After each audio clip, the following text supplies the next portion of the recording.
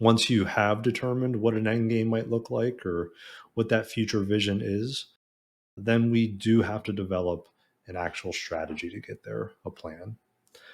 Again, with that will come obstacles, with that will come opportunities. And that's where the ability to be flexible and dance in traffic and be able to learn how to do that with a coach or a mentor becomes critically important.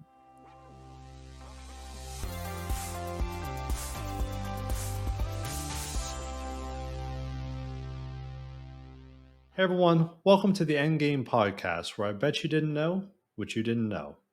I'm Dr. Ryan Wakeham, successful entrepreneur and your Endgame coach. I'm here to talk to you today about a topic that's incredibly important to me, and frankly, a really good topic to explain why I am the Endgame coach, and that is to discuss the power of coaching. You've probably heard me discuss in the past, you may have heard a snippet or two where I talk about different instances where coaches have been used, whether that's for myself or for others. The key one I always kind of point to is if you're a golf fan like myself, you'll recall that even Tiger in his heyday and still to this day has a swing coach. So even the greatest of the greats have coaches in different facets of their life, whether that's on the court or off the court or in the sport. So coaches, we've kind of shown through many years that coaches are critically important to get the best out of an athlete. And that's where I'm here to make the argument that coaches are critically important to make the best out of you as an entrepreneur or as someone who owns, runs, founds a business. And so, first and foremost, let me take a step back and kind of explain how I became the endgame coach and why I became the endgame coach. So, if you've heard my story, you may recall that I had successfully rolled up a number of mental health practices as a board certified psychiatrist and had sold them to a private equity financial backer. And it was actually a humbling experience in so much as I start off every podcast with the idea of not knowing what you don't know. And it was clearly a moment in my career, in my life, personally and professionally, where I realized more so than most that there were definitely things about the due diligence process and about the sale of a business, the emotions around that. There were things I did not know that I did not know. And that for me was kind of the nidus for bringing my experience both as a clinical psychiatrist but also in the field of entrepreneurship and business and exit to others as a coach, as a mentor. And we're actually going to spend some time today talking about what's the difference between a coach and a mentor because they're often used interchangeably and they do overlap a lot, but there are some key takeaways and differences. And so that's why I decided to become the end game.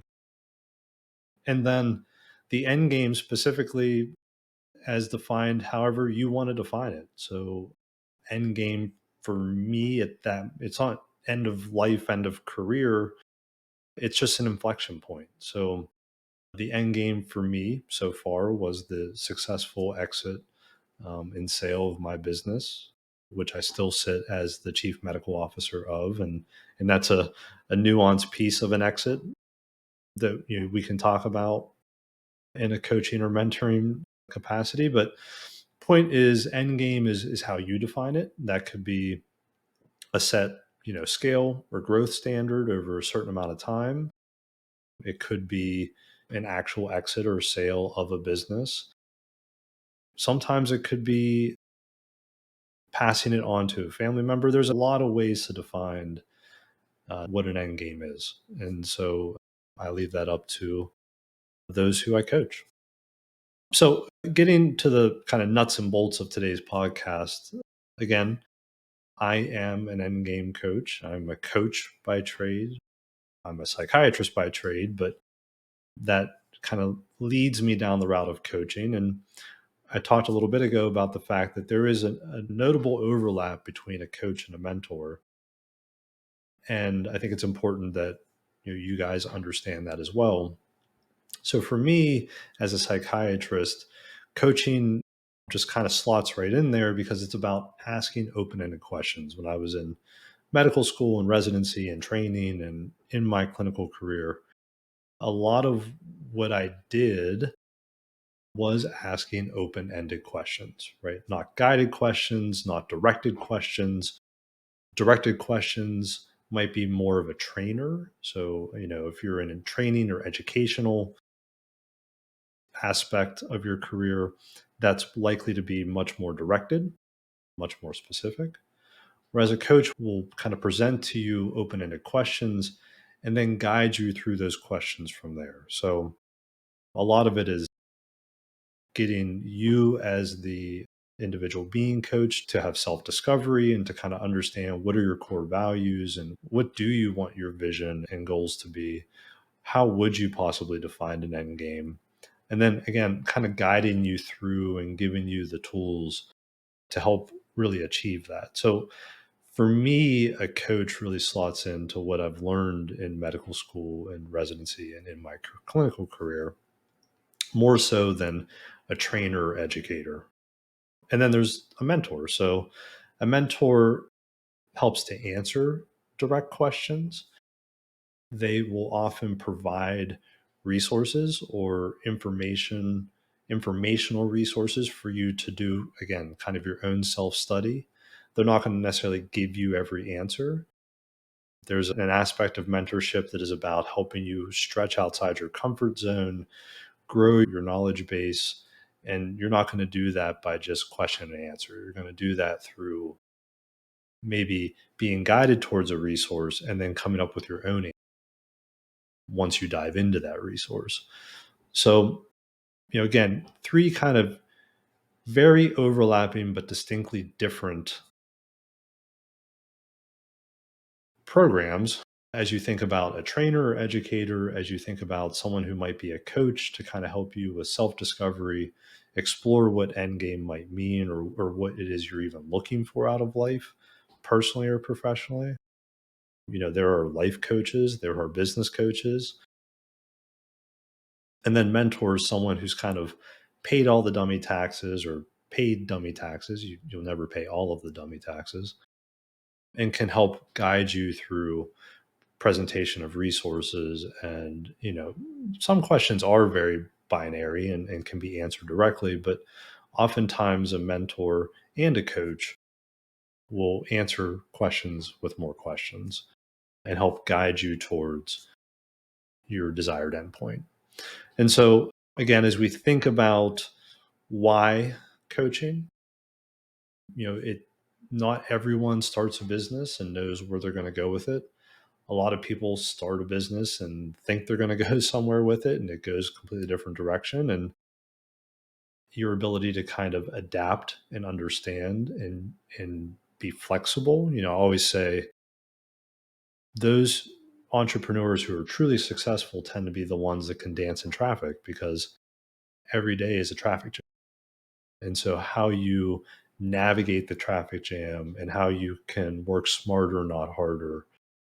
So your ability to kind of turn reactivity into proactivity, understand what direction you want to go, and then be coached and agree to be coached to both better understand where you want to go and what an end game might mean for you or what a goal might mean for you, but then also provide the resources and the guardrails and the mentorship around how to get there. There's many things I still don't know that I don't know. I have not paid all the dummy taxes, but I've paid a lot.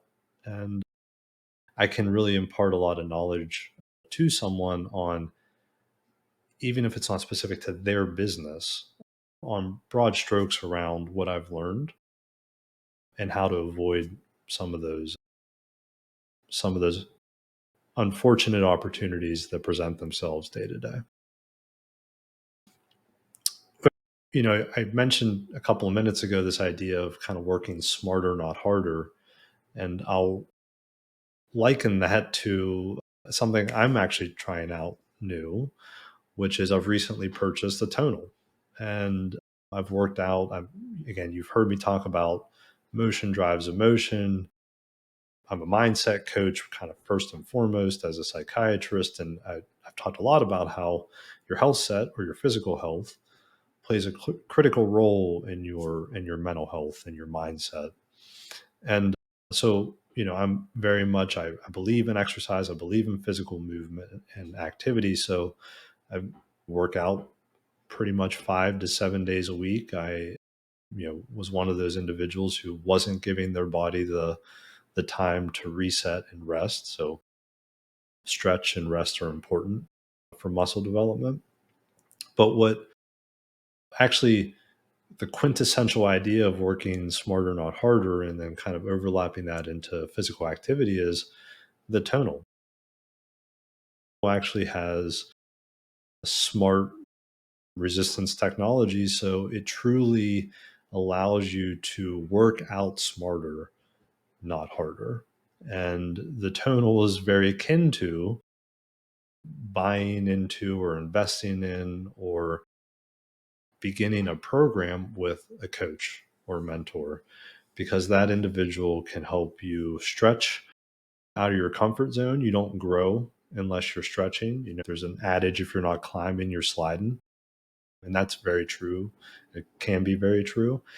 And climbing doesn't have to be the grind. Climbing doesn't have to be working so hard, 12-hour days, 7 days a week.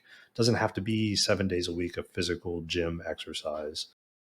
You can climb, you can be an entrepreneur, you can be successful, you can have wins and achieve um, unlimited amounts of things just by businessing smarter, not harder. And so to me, that is where coaches and mentors and the overlap therein that becomes so critically important to our day to day as founders, as owners, as operators. You've heard me talk in the past. When you are in the day to day, working on your business, working in your business, you're constantly presented with opportunities, with traffic. And the more you can do it smarter, not harder, be proactive, not reactive, the less overwhelmed you will feel, the better your mindset will, the better your physical health set will get, and you will achieve more in a shorter amount of time. And as you think about your end game, I said it earlier, your end game doesn't have to be a notable event or truly an inflection point in your career, but it does usually have to have some sort of time. It has to have some variable of what your vision, which what you are looking to do in that time frame. And again, the less days you spend overwhelmed and overworked, the more likely you will achieve what it is you're trying to achieve. As I think about where I've come from and think about where you want to go, that is really where a coach with some mentorship capabilities comes in. Again, part of what we would do if we were working together, if you're working with any coach on a goal, on a plan, on a vision, you would then have to make sure you put an operational plan or a strategy in place, right? So you've heard me say, but kind of a goal without a plan is a dream, it's a wish. So you can have audacious goals, you can be very much a dreamer, a visionary. Visionary is a hot button word, but you can only be a visionary so long before it all crumbles apart. You can be a visionary your whole life if you have the strategy and the operations to get it done. So once you have determined what an end game might look like or what that future vision is, then we do have to develop an actual strategy to get there, a plan. Again, with that will come obstacles, with that will come opportunities. And that's where the ability to be flexible and dance in traffic and be able to learn how to do that with a coach or a mentor becomes critically important. The other thing that will happen in your journey, happened to me many times, happened to me specifically, definitely in that moment of due diligence and kind of the emotional aspect of having found something, grew it to where I grew it, and then to no longer be the unilateral decision maker, that's a big step. And so there's minutes and moments in your career pathing, regardless of what your ultimate end game is, where you will feel defeated, where you will feel on your own island, where you will believe that no one else has ever made this mistake before. And again, that's obviously, again, harkening back to my clinical psychiatric career. That's an important moment where you want to be able to lean on a coach when pressure's high and results are needed. A great coach is someone who's there for you to help you, overcome that difficult time. Our mind tends to focus on the negatives when we list out pros and cons. It's always easier for us to kind of identify and emotionally feel the cons.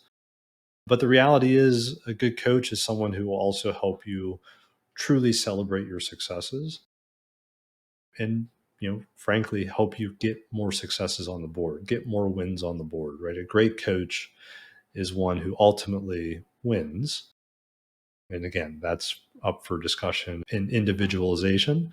However, you don't want to just focus on the opportunities and some of the negatives. You want to make sure you're also celebrating your successes. When you think about a coach or a mentor, another thing is fit. I always say fit and feel is critically important.